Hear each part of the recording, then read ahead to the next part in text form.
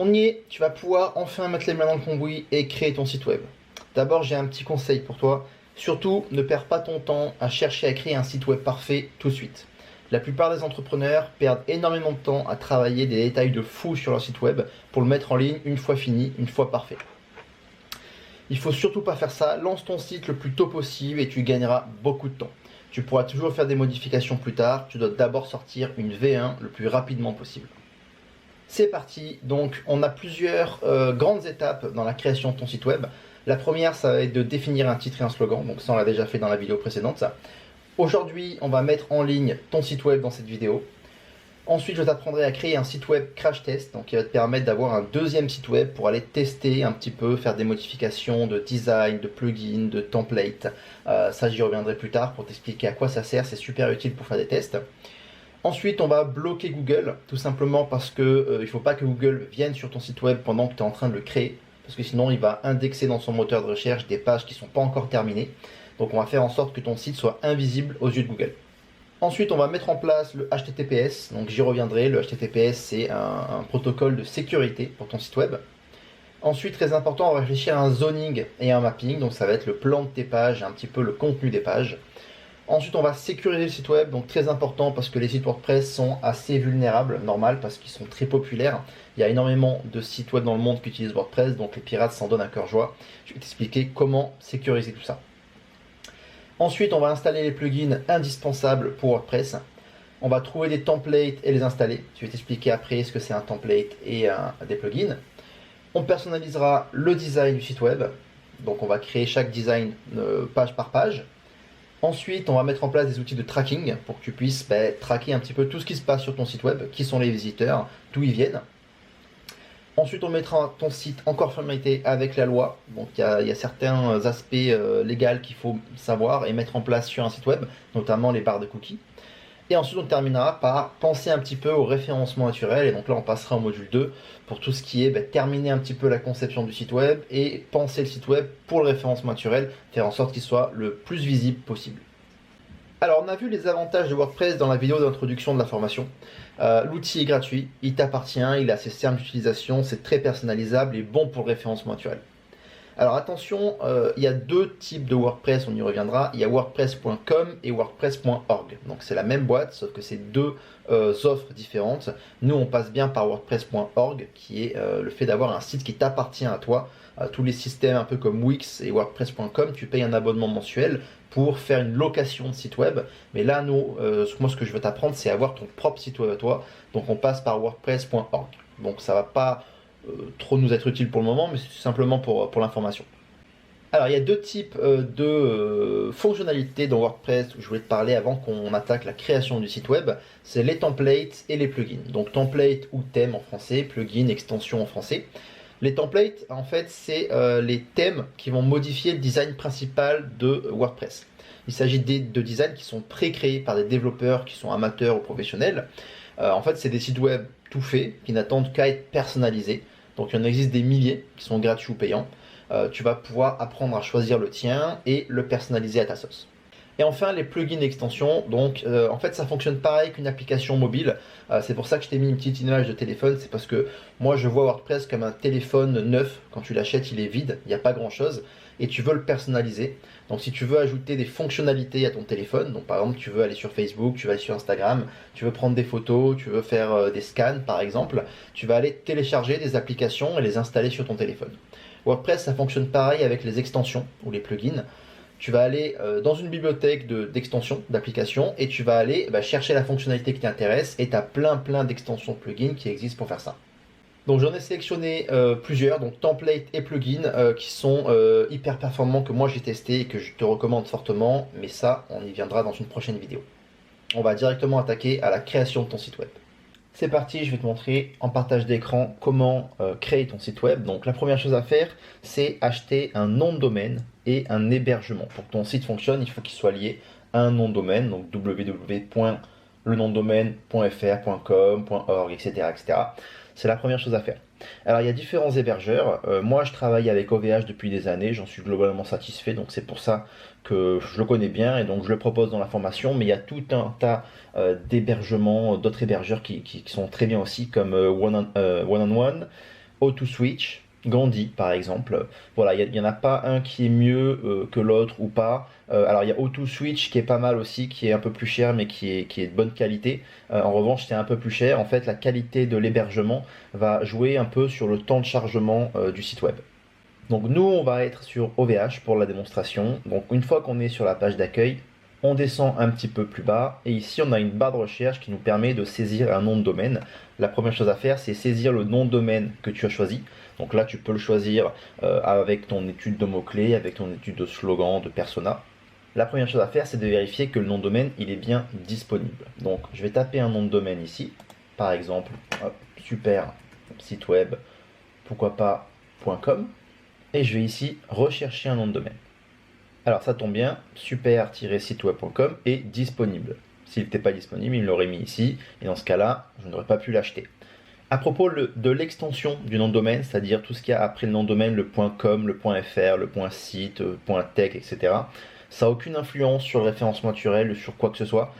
Donc voilà, moi je conseille généralement de prendre le .fr et le .com, au moins si jamais il y a un concurrent ou même quelqu'un qui a le même nom de domaine, le même nom, qui veut prendre le même en .fr, et ben au moins toi tu contrôles les deux, tu as le .com, tu as le .fr. En revanche, il faudra en choisir un qui soit celui de ton site web, le plus important, l'extension principale, le .fr ou le .com. Après, je te déconseille les points avec des villes, par exemple .paris, ou des trucs .xyz, là, comme ça, des trucs qui sortent un petit peu de l'ordinaire. Ça peut être parfois mal géré par les navigateurs, donc reste dans les trucs un peu basiques, donc les .net, les .com, les .fr. Une fois que tu as choisi ton extension, donc le nom de domaine pour moi c'est super site web, l'extension le .com, je vais simplement l'ajouter à mon panier ici. Continuer. Ensuite, on va simplement prendre une option gratuite de sécurité qui est ici. Le service Gold est largement suffisant, qui est inclus, il n'y a pas besoin de prendre une option supplémentaire. On va continuer. Donc là, on a commandé notre nom de domaine. Maintenant, ce nom de domaine, il faut le lier à l'hébergement, qui est un peu la maison du site web. Disons que c'est la technique qui permet de mettre le site web en ligne. Donc là, on va simplement descendre un petit peu et prendre un hébergement ici, perso. Ça suffit largement donc pour des sites vitrines ou des petits sites e-commerce. Si le site est amené à avoir 200, 300, 400, 500 pages, je te conseille de prendre le Pro qui est ici. Dans tous les cas, pour commencer, le perso est très bien et on peut toujours changer en cours de route si jamais on a besoin de plus d'espace, donc plus de mémoire sur le site web et plus de vitesse. On descend un petit peu. Ici, on a un certificat HTTPS, j'y reviendrai dans la prochaine vidéo, il est inclus avec OVH gratuitement, donc c'est très très bien. On descend encore un peu, et là, on va choisir un module de gestion de contenu préinstallé, c'est-à-dire on va installer WordPress, donc c'est une préinstallation qui est toute faite par OVH, d'autres hébergeurs le proposent aussi. L'hébergement, l'installation de WordPress est un petit peu longue si on le fait manuellement, un petit peu plus technique, donc l'idéal c'est de le faire en un clic, donc ici en cliquant sur WordPress, continuer, et une fois qu'on aura terminé l'achat de nom de domaine et de l'hébergement, OVH va se charger de l'installation de WordPress. Donc on a un récap de notre commande, donc hop, on va passer un petit peu les détails, simplement voilà, donc c'est à peu près 43 € l'année pour un nom de domaine et un hébergement. Continuer. Donc là, moi, j'ai déjà un compte sur OVH, donc je pourrais simplement me connecter pour aller payer. Si jamais tu n'as pas de compte, tu peux en créer un ici, et ensuite, c'est comme n'importe quel achat, tu vas être dirigé sur un récapitulatif de la commande et un paiement en CB, PayPal ou autre. Et une fois que tu as payé, ça y est, tout est bon, tu es propriétaire de ton nom de domaine et de l'hébergement et de ton site web. Ensuite, une fois que tu as terminé ça, disons que ça peut prendre 15 à 20 minutes, OVH va se charger de tout et va t'envoyer 3 ou 4 emails. Généralement, il y en a 3, ça va être cela ici. Donc, félicitations, votre hébergement perso est installé avec le domaine super site web. Donc, si je l'ouvre ici, là, on a des identifiants qui vont être importants tout à l'heure. Je vais y revenir à la fin de cette vidéo. Ensuite, j'ai un deuxième email où on va me parler de DNS. Ici, changement de DNS. Donc ça, pour le moment, on s'en fiche un petit peu, ça va pas nous intéresser. C'est quand même important de garder tous ces emails, mais pour le moment, ça nous intéresse pas.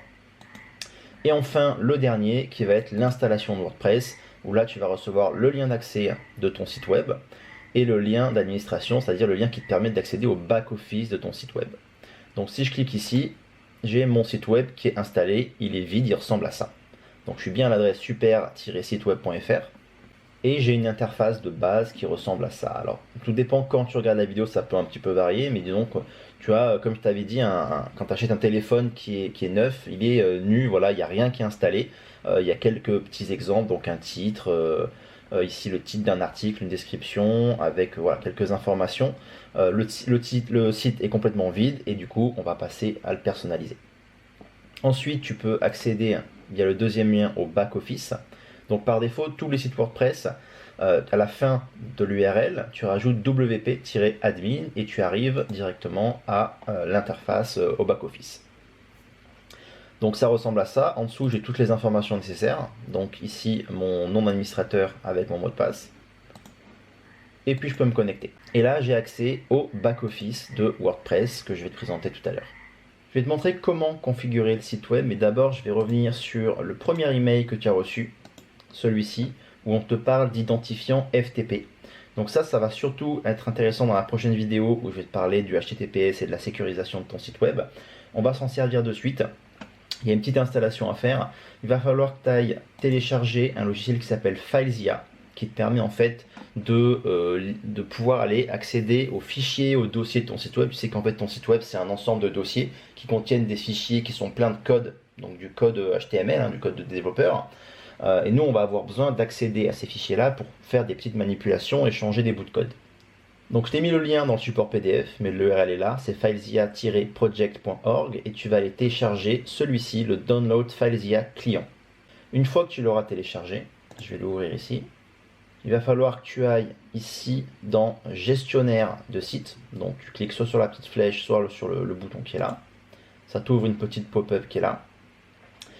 Tu vas aller ajouter ici un nouveau site web. Donc je vais l'appeler Super Site Web. Et les informations qui sont ici, c'est les informations qu'on t'a envoyées par email. Ici, j'ai le nom d'hôte. Donc je vais copier ici le nom d'hôte, qui est ici hôte. Ensuite, j'ai l'identifiant, ici, le mot de passe, et ensuite j'aurai le port 21. Le mot de passe ici, le port 21, connexion. Donc là on a un petit message d'alerte, connexion FTP non sécurisée, donc ça c'est pas très grave, tu peux cliquer sur OK et continuer. Et là j'arrive dans cette petite fenêtre qui est ici, donc la fenêtre qui est ici c'est les dossiers de ton ordinateur. C'est en local, c'est tous les fichiers de ton PC, et ici c'est tous les fichiers de ton site web. Ce qui te permet de passer d'une fenêtre à l'autre, de transférer des fichiers de ton site web sur ton PC, et inversement de ton PC à ton site web.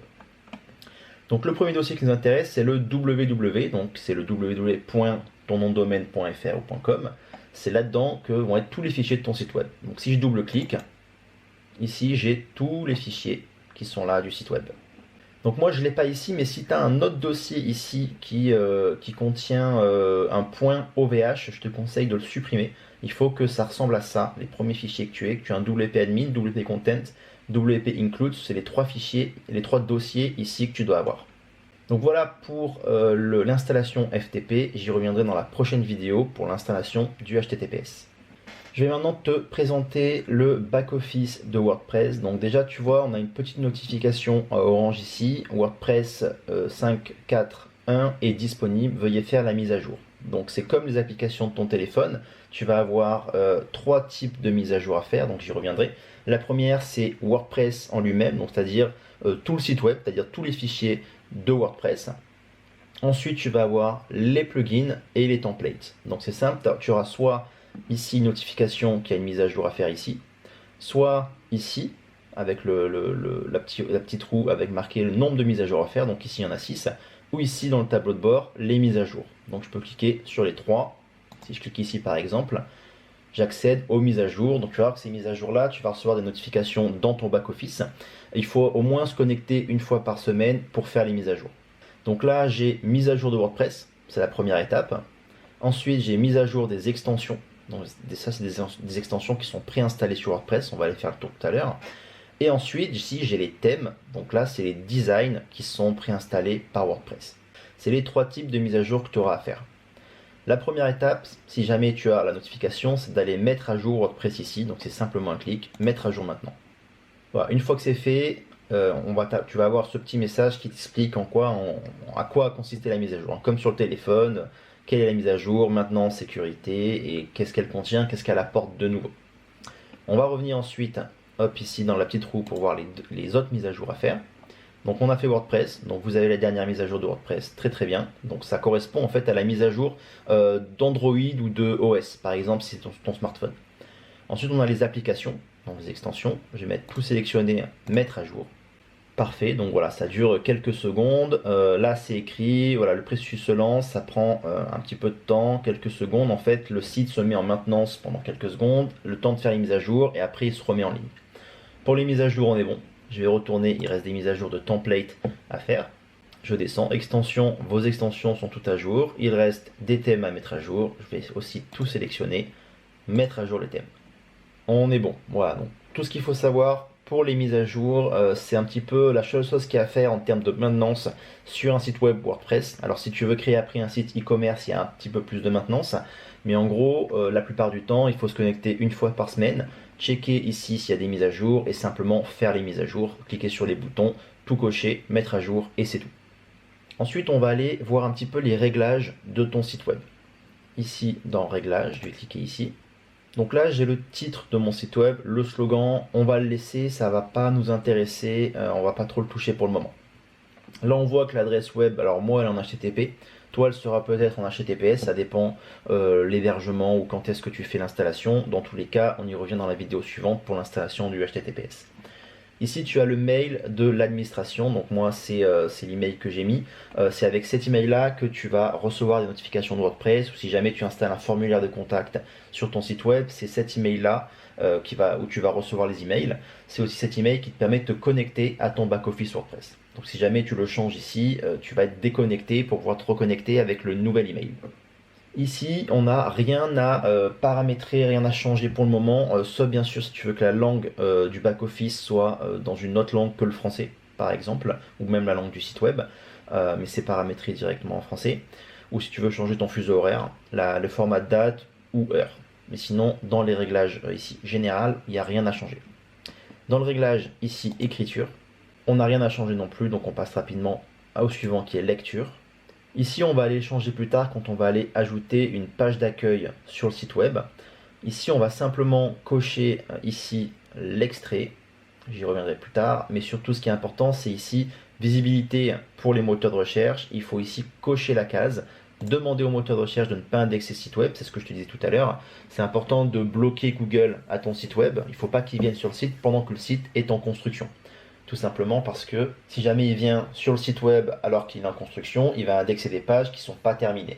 Le souci avec Google, c'est qu'une fois que tu auras terminé la page, lui, dans sa mémoire du moteur de recherche, il aura encore la mauvaise version, la version qui n'est pas encore terminée. Donc on va bloquer Google et ce sera important d'aller le débloquer uniquement une fois que le site sera complètement terminé. Tu vas voir que tu vas gagner beaucoup en référencement naturel grâce à ça. La plupart du temps, quand on construit un site web, on oublie de cocher cette case et du coup, en termes de référencement naturel, on perd plusieurs mois. J'enregistre. Je vais aller maintenant dans les réglages des commentaires. Donc là, ça va principalement être des commentaires sur des articles de blog. Donc là, on va aller décocher cette case-là. Donc c'est pas très bon pour le référencement naturel, je vais pas passer trop de temps dessus. On va afficher cette case-là pour afficher les cookies. Donc un aspect légal, c'est mieux. On va mettre un commentaire doit être approuvé manuellement, simplement pour vérifier qu'un commentaire n'est pas spam ou n'est pas mauvais. On descend un petit peu. Et là, les personnes qui laissent des commentaires peuvent avoir un avatar. Donc ce qu'on va mettre, c'est qu'on va réserver tout ça aux personnes de plus de 17 ans. Légalement, c'est mieux aussi. Et on va afficher ici un logo Gravatar. Je vais y revenir tout à l'heure. Enregistrer les modifications. Pour les médias, il n'y a rien de spécial à faire. Pour confidentialité, on y reviendra plus tard. C'est simplement ici permalien où il y a un réglage qui est très très important à faire. Les permaliens, c'est tout ce qu'il y a après ici le nom de domaine. Après le .fr/, ce qu'on appelle aussi l'URI. L'URL, c'est tout ça en fait, c'est tout ça. Et l'URI, tout ce qu'il y a après. Donc ça, il faut le paramétrer, un paramétrien de base pour toutes les pages. Là, on voit que la structure qui a été mise, elle est toute pourrie, elle est pas bonne du tout, elle n'est pas optimisée pour le référencement naturel. Ça fait des URL qui sont très très longues, alors qu'il faut qu'elles soient assez courtes. Nous, ce qu'on va avoir besoin de mettre ici, on va enlever, hop, ici tout ça, il faut que je garde postname. Donc je vais simplement enlever tout ce qui est avant le slash devant postname. Voilà. Donc postname, en fait, ce sera simplement ici en URL, le titre que tu as mis de la page, ce sera le titre qui sera affiché d'office dans l'URL. Mais après, pour toute page, tu verras qu'on va pouvoir le personnaliser pour chaque page. Une fois que c'est fait, je descends, enregistrer les modifications. Voilà, ça c'est un réglage qui est très très important. C'est pas grave quand tu valides et qu'il nous met ici titre de la publication, c'est totalement normal. Il ne faut pas s'inquiéter par rapport à ça. On va passer maintenant à la présentation du back-office WordPress, donc de tous les éléments qui sont ici. Donc le tableau de bord, bon c'est pas bien compliqué, il y a un petit peu toutes les informations globales de ton site web. Tu vas voir que quand tu vas ajouter certains plugins, tu vas avoir d'autres informations. Moi je l'utilise pas trop, je vais déjà fermer ça. On peut ici bouger un peu les éléments, par exemple ça je peux le mettre ici, ça je peux le mettre là. C'est un petit récap de ce qui se passe en fait sur ton site web, là les derniers commentaires qui s'afficheront ici. Un petit contrôle de santé, des petits scans santé que WordPress fait automatiquement.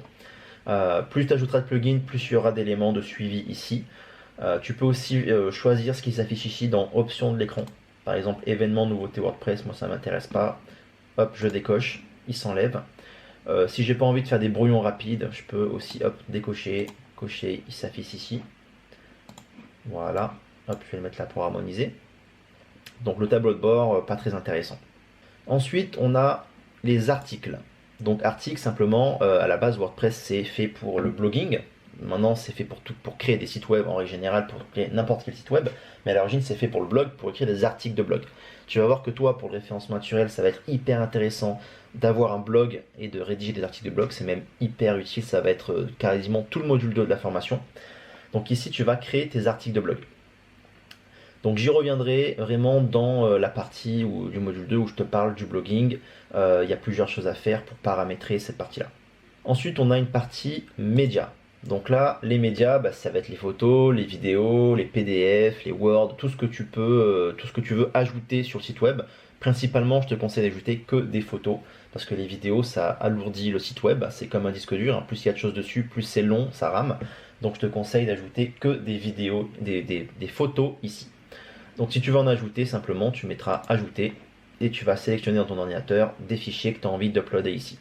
En règle générale, quand tu vas construire des pages ou des articles de blog, tu vas les intégrer directement dans la page et tu pourras les retrouver ici par la suite. L'onglet page ici, donc c'est celui-ci qui va nous intéresser au début parce que c'est celui qu'on va utiliser pour créer les pages de ton site web. Les pages en fait, tu vas voir que l'éditeur de texte est le même que dans articles. Dans WordPress c'est partout pareil. La distinction c'est que les articles c'est que pour les articles de blog et les pages c'est principalement pour les pages de ton menu. Par exemple la page d'accueil, une page contact, une page à propos, etc. Donc il y en a deux qui sont installés d'office, la page de confidentialité, je reviendrai dans le cours sur l'aspect légal du site web, et une page d'exemple. Donc si je mets ici modifier, j'arrive à un éditeur de texte, donc qui est un nouvel éditeur de WordPress qui est pas super ergonomique. Donc là tu vois j'ai un titre, les permaliens qui sont ici que je peux modifier. Tu vois si je veux mettre par exemple ici accueil par exemple. Je peux écrire le texte, je peux mettre en gras, en italique, voilà, je peux faire plein de choses.